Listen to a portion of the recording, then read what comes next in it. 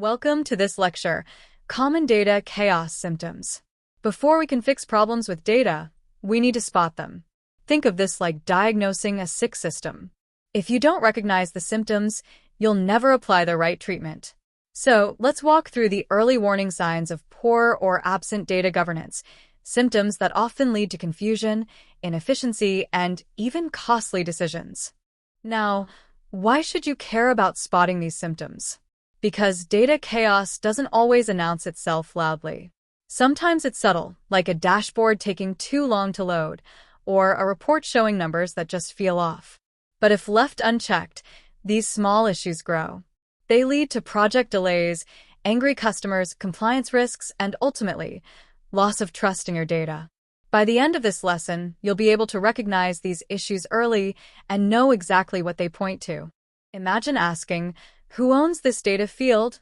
and getting silence. That's lack of ownership. In many companies, nobody wants to be responsible for fixing bad data. So when issues arise, during an audit or while building a report, everyone says, "Not my job." Without clear ownership, problems bounce from team to team. Data stewardship gives every field a home. If your org lacks this, chaos is almost guaranteed. Here's another big one.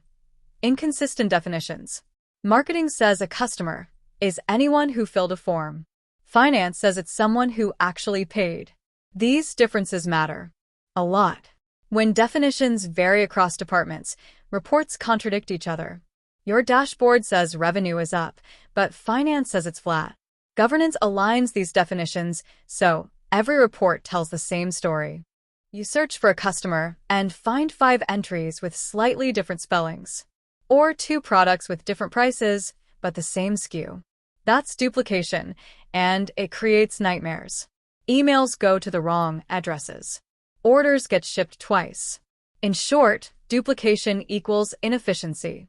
Master data management and cleansing rules can prevent this, but only if you know it's a problem. Now, let's talk about data quality. Ever seen a dashboard filled with unknown or not applicable fields with misspelled names, phone numbers without country codes, or product codes that are outdated? That's poor quality, and it's rampant. When data is bad, people stop trusting the tools. And when trust goes, adoption goes with it. Governance introduces quality checks and validation to keep your data clean. This one's sneaky.